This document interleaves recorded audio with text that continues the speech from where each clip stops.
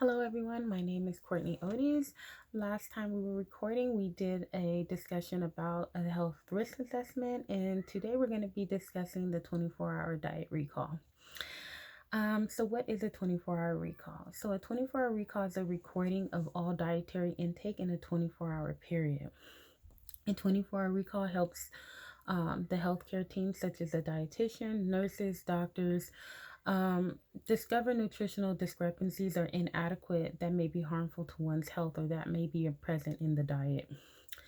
So to get started, I'm going to share some basic demographic details about my client with respect to HIPAA and privacy.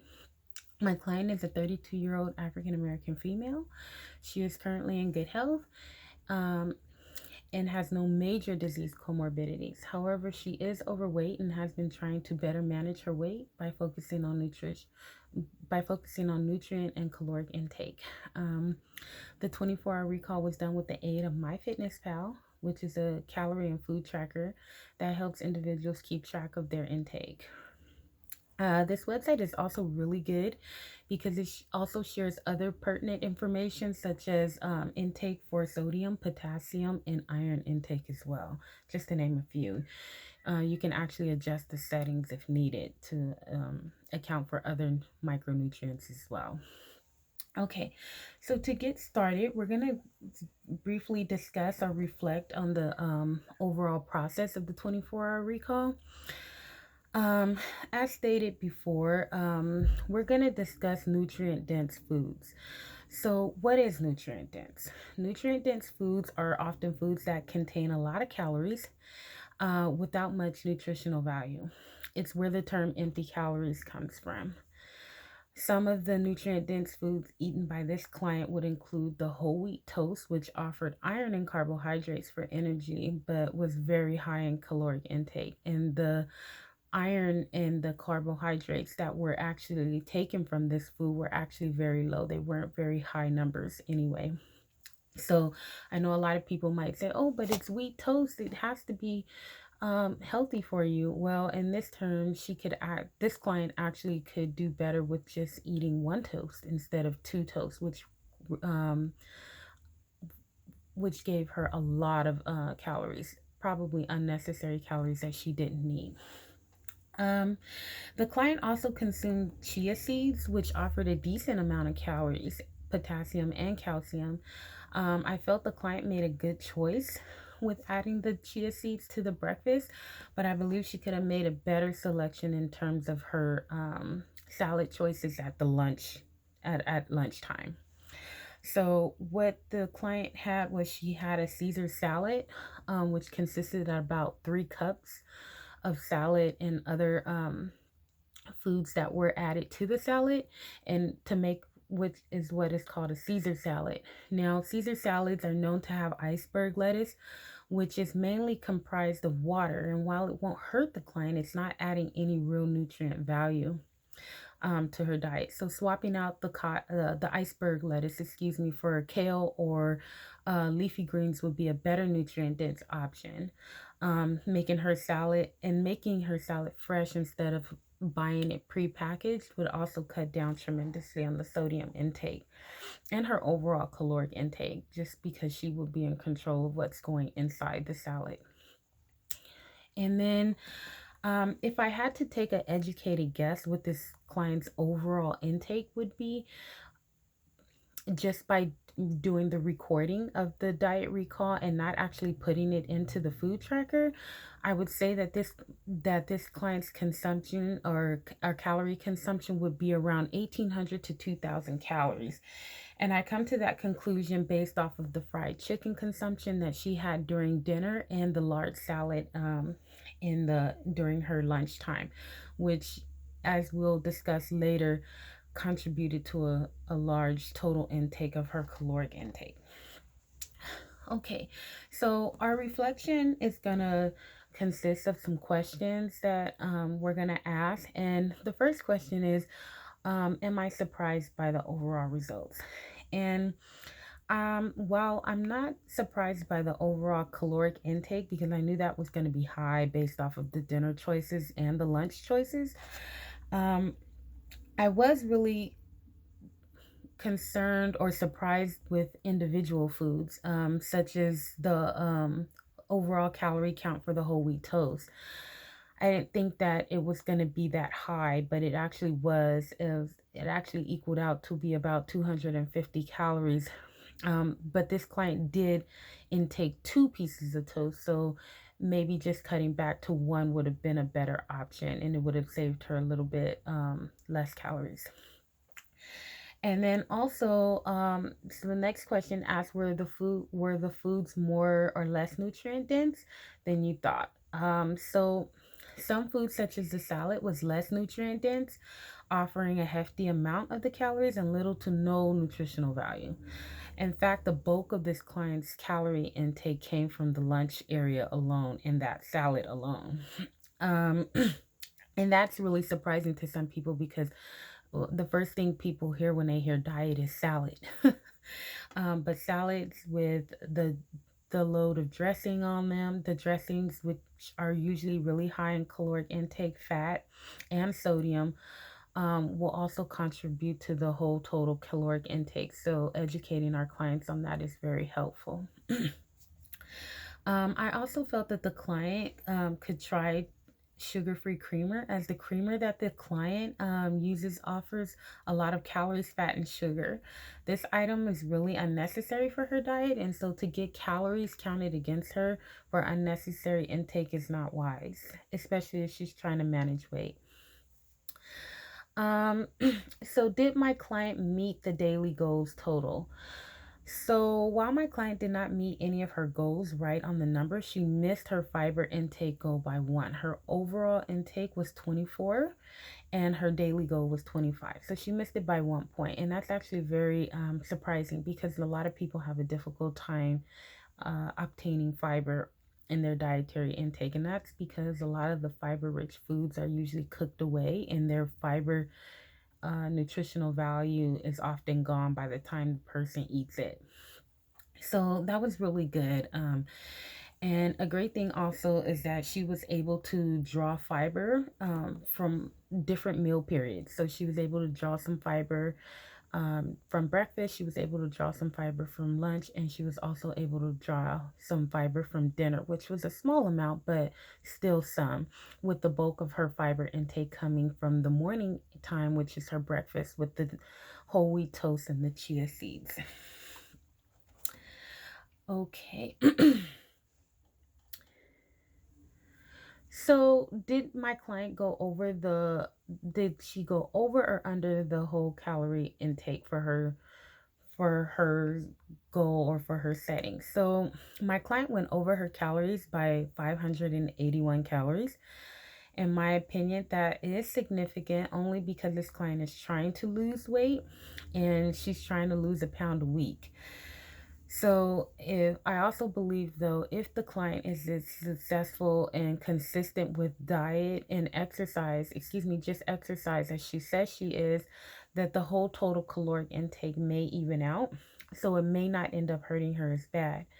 However, most people are not consistent with who struggle with trying to lose weight are not consistent with the exercise regimen. So sticking to a lesser caloric intake will be more wise for this client. And I think that's easily achievable by changing out certain foods that she's eating in her diet. Okay, so what do you think about the client's sugar, fat, and sodium intake? So the sodium intake was not a surprise for me. For many people, often consume more than the recommended intake of sodium. However, the sugar content, was quite high, and I feel that there are options this client can utilize, like using sugar-free options to limit sugar. For example, it was unnecessary for the 20 grams of sugar in the client's coffee creamer when there are options such as sugar-free or half and half. These offer better options rather than driving the boat up with excess calories and excess sugar, which most clients often don't burn up or use during exercise, if they do exercise. So I actually addressed this with my client, and she was very receptive to making those changes. She actually wasn't even aware that they had certain coffee creamers like that. So this highlights one of the important things of a diet recall by being able to recall or highlight certain areas in the recall that might help or be beneficial to the client. Also, the client did quite have a quite high fat intake. So limiting the fried foods and switching to baked foods and limiting the skin might help to bring the overall fat intake down. So when she's making her chicken, she can still make chicken, but maybe baking it and taking off the skin would might be a better benefit in terms of bringing down that fat intake, and also reducing that sodium intake as well. And then the last question asks, are there any micronutrients that the client is lacking? And so one micronutrient that the client can improve her intake on would be her iron intake. The client is a female, so getting adequate iron intake can help reduce issues such as anemia, which is often important.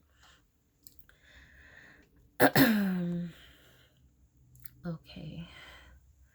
The client also shared she likes to eat salads, so switching out, as stated earlier, to leafy greens or broccoli would also help to improve her overall iron intake as well.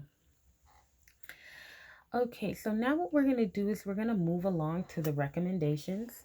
So, we're going to discuss 3 recommendations that this client can use to help improve her whole dietary intake or nutrient intake.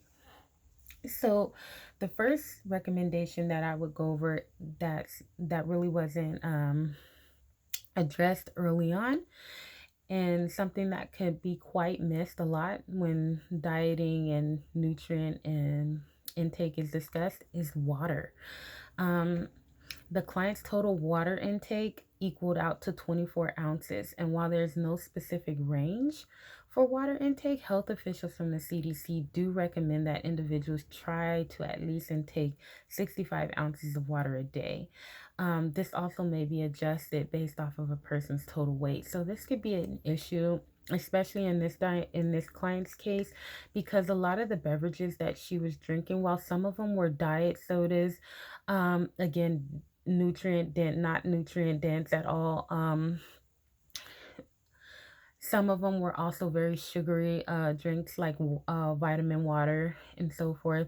Those offered, while they offer other things like potassium and so forth, they weren't they didn't have as much nutrients value that will be beneficial to this client's overall nutritional value. So it's more like empty calories she could have done without. So definitely want to increase the water intake. It will help those kidneys flush out a lot of the toxins and other things that might be circulating in her blood as well. So my second recommendation would be to improve the overall iron intake due to the client's gender. She is a female, and to avoid health complications such as the anemia, as stated earlier. Health recommendations from the National Institute of Health state that women's ages 19 through 50 should intake at least 18 grams of iron from their diet. And this should be intake from food if possible. They also state that the richest sources of iron are found in lean meats and seafood. I also discussed this also with my client, who was really also receptive to this recommendation as well, as she does like seafood. So, you know, whether it be broiled fish or any intake and so forth, that will help increase her iron intake. Moving on to my last recommendation would be to decrease the amount of sodium. This may be a difficult task, but the FDA does state that too much sodium could lead to serious health concerns such as high blood pressure and heart attack. And also, due to the client's racial background of her being African American and having a family history of hypertension, her risk for hypertension increases dramatically with some of the foods that she's eating, especially the fried foods and the prepackaged foods. Okay, so the FDA recommends tips to reduce your sodium intake, such as limiting prepackaged foods or foods that are labeled instant. We can also get sucked in with that. So, learning how to read food labels is very important because some foods you may think are fresh or healthy for you are actually not. Um, so they also recommend that buying fresh is always the best way to go. So if you think to shop the outsides of of the grocery store rather than the insides, it'll lead you to more fresher options. Also, things like buying frozen vegetables are always a better option than buying canned. Again, um, using the outsides of the grocery store is better than the inside, which is where most of the canned foods are. And also to reduce condiments and salty snacks. Condiments usually have a lot of sodium in it. So being careful with the condiments can really add a lot of sodium intake to your whole nutritional intake. And so that concludes my 24-hour recall, excuse me. As you can see, going over the 24-hour recall really helps to highlight certain things that the client may not be aware of. So, as stated earlier, I was able to make recommendations to my client where she can improve. She had no idea that her total caloric intake was as high as 2,191 grams. She felt like, oh, I'm eating salad, I'm eating smaller portions, and I should be losing weight. But those smaller portions were really packed in with calories. And so being able to do this 24-hour recall and being able to show her and highlight certain things, especially with the food tracker, was very beneficial and helpful. And it also allows clients to look at it from a different perspective using visual aids, such as the pie chart that the food tracker uses to highlight some of the foods that they're getting and what they're intaking, their overall intakes, and highlighting their goals actually helps put it into much clearer perspective for clients to understand. So that concludes my dietary recall. Hopefully, I've shared some beneficial education with people and hopefully they can learn from it. Thank you.